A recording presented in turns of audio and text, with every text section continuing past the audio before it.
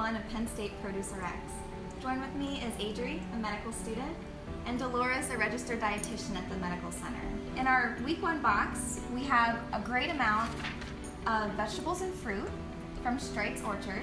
We have tomatoes, squash and zucchini, peppers, nectarines, peaches, and apples.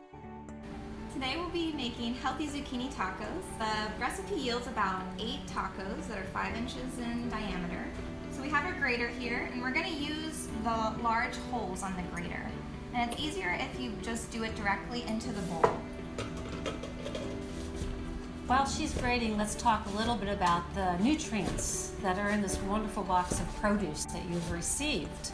You'll find that they are loaded with vitamins A, vitamin C, potassium, and a difficult word perhaps called antioxidants. Let's talk about some other ways you can use zucchini. First of all, you don't have to peel it, just to make that clear, as long as you've washed it. You can cut it into sticks, raw sticks, and use it with dip. We have a nice dip recipe in the newsletter. You can dice it and throw it onto salads.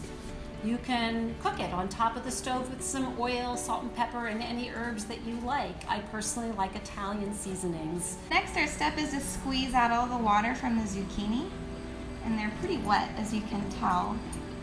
It's better to get as much water out as you can because the taco shells will then be mashed together with the zucchini and the dry ingredients, and we're going to bake them in the oven. So the more water you can get out, the better.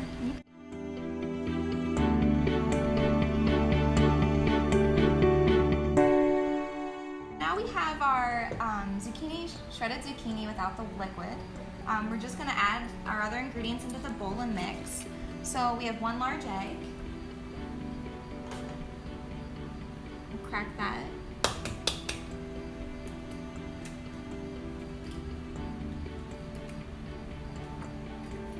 Then we'll add 1/2 cup of Parmesan cheese.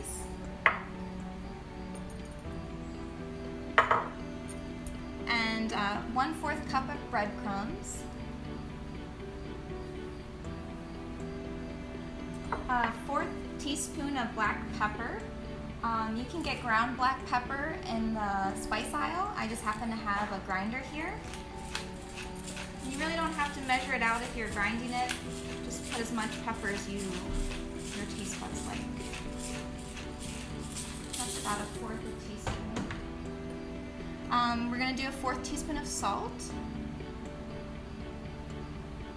Perfect. And 1/4 teaspoon of garlic powder, which makes every recipe taste good. You can get it out.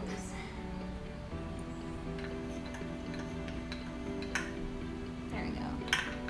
And last, the recipe calls for 1/4 teaspoon of cumin. Some people might not have this, so if you want to add a different type of spice from your spice cabinet, you can do that as well. And now we just mix everything together.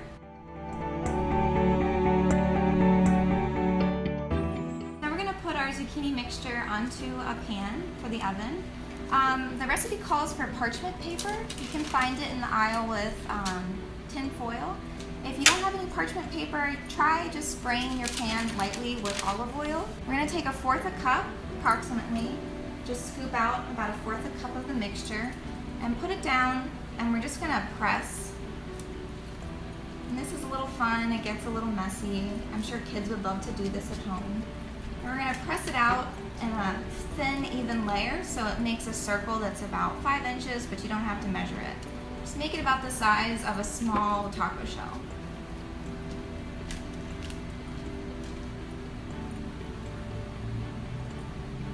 While they're forming the taco shells, let's talk about some of the other produce in your box. The peaches and the nectarines are especially good in things like yogurt. You can whirl them into a smoothie if you have access to a blender.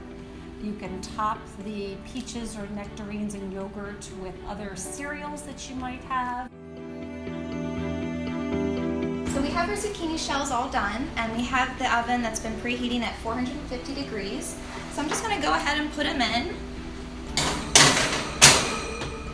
Bake them in the oven for about 25 minutes until they start to look crisp and brown around the edges. So while the zucchini taco shells are in the oven baking, we're going to start on some toppings. You can really do anything you want, anything you'd like to add to the tacos. I'm going to take one of the tomatoes we have from this week's box, very convenient.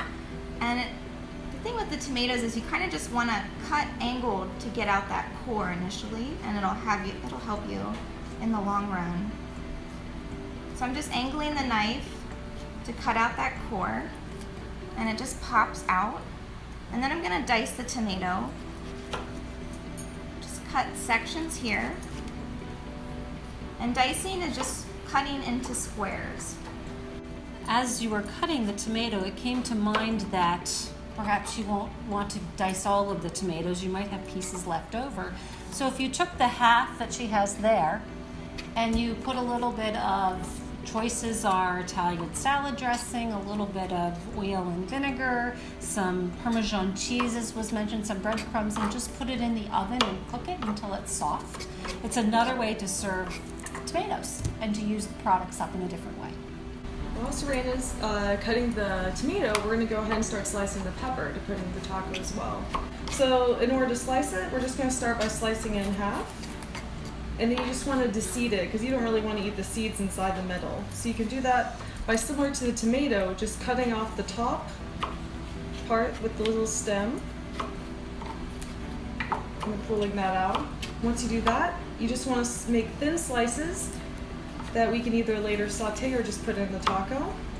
As the pepper was being cut, I thought of the idea of making stuffed peppers. Again, you may not use all the peppers in one fashion. So by having the half of a shell, you can make a mixture. Oftentimes it is some form of a ground meat with rice. You can put other vegetables in. You can add seasonings, onions, garlic, and some tomatoes, either canned or the fresh ones you might have, maybe an egg to kind of bind it a little bit, and fill the shell with the meat mixture, the meat/rice mixture. You can sprinkle some cheese on top and just bake it in the oven, and that can become a main dish for your family. So it's been about 25 minutes, and these are what the taco shells will look like. So we have our peppers, and if you don't want them raw, you could have sauteed them with some taco seasoning or some salt and pepper. And sauteing is just putting in a pan on the stove around medium temperature with the spices and letting them break down a little bit in texture. We also have our diced tomatoes. We'll add them here. And I opened up a can of black beans. They have a lot of fiber and they taste good. We have some shredded lettuce. And I picked some cilantro fresh from my garden. And cilantro really makes a Mexican recipe come together. It's about $1 in the herb section of a grocery store. It's optional though. You can add anything you want. You could put some salsa on here if you like, or refried beans. And then this is our finished recipe. Thank you for joining us. We had a lot of fun. Join us in 2 weeks for our next video, and look for our newsletters weekly. I hope that you enjoy your box this week with all this fresh, yummy, locally grown produce from Strites. And if you have any questions, feel free to contact us at PennStateProduceRx@gmail.com. Thank you.